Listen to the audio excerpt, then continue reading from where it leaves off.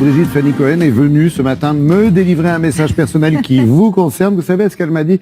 Laurent, tu vieillis, tu as besoin de faire du sport. Tout ça, non pas pour garder la ligne, mais pour conserver mes facultés de mémoire. Effectivement, et surtout quand on commence à vieillir, les spécialistes nous disent après 65 ans, on peut avoir des petits troubles de la mémoire bénins. On ne sait plus son clés, son téléphone portable, on cherche un mot qu'on a sur la langue et qu'on ne retrouve plus.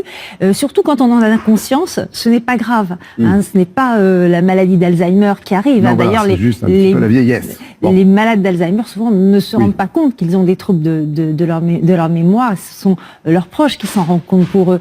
Et donc, les neurologues nous disent, voilà, c'est normal d'avoir ces petits troubles bénins, s'ils ne sont pas quotidiens, bien sûr, c'est normal.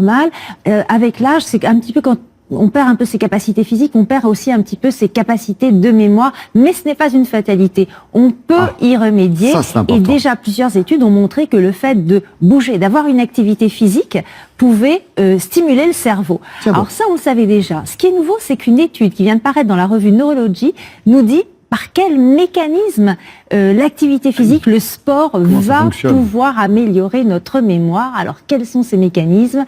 On regarde.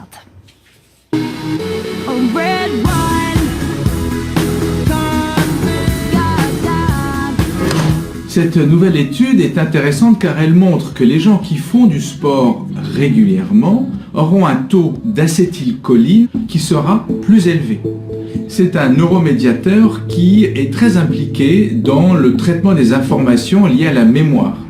On sait par exemple que lorsque les gens ont la maladie d'Alzheimer, ce taux est très réduit. En d'autres termes, lorsque vous faites du sport, vous améliorez votre mémoire.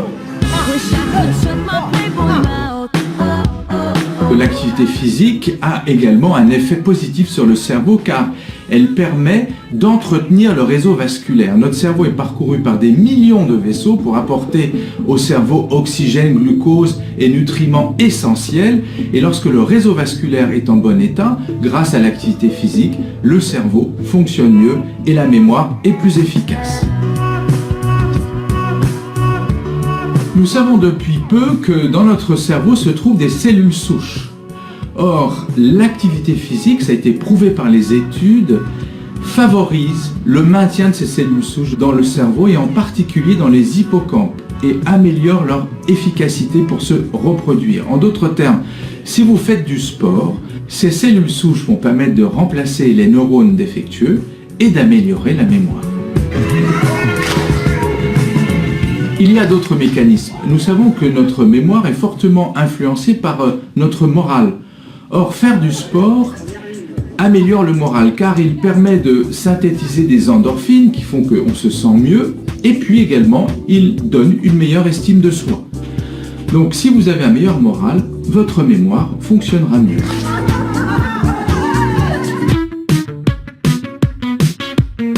Ce qui est important, c'est la régularité.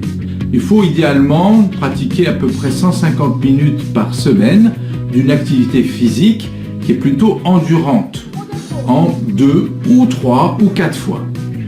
On recommande par exemple la marche rapide, le cyclisme ou la natation. Ce qui est important, c'est que cette activité s'inscrive dans une dimension plaisir. Dites-moi, même Sandavina, elle a la patate, Véronique. Hein? Ah, vous avez reconnu Véronique de Villèle, qui donne des cours de sport. Alors, d'où ça vient ces 150 minutes, rapidement? Alors, ça ne vient pas de nulle part. Hein. C'est l'Académie américaine de neurologie qui recommande de façon très scientifique, au vu de toutes les dernières études, qui recommande ces 150 minutes d'activité physique, de sport hebdomadaire à partir de 65 ans pour stimuler sa mémoire, donc 2h30 de sport. Et si en plus, on ajoute une activité intellectuelle, eh bien on va 2 fois mieux protéger son cerveau des troubles de la mémoire. Donc activité intellectuelle, ce que vous voulez, apprendre une langue étrangère, jouer aux échecs, au bridge. Voilà, donc il faut inscrire 2 activités physiques et intellectuelles à son agenda, surtout après 65 ans. Double bonus, merci à Brigitte Fanny. On continue de parler santé avec Julia qui nous a retrouvés. Et hier, Julia, a eu lieu, c'était la journée mondiale de lutte contre le cancer. C'était l'occasion aussi de rappeler l'importance des dons du sang. Oui, et sur Internet, il en est question. Il en est question.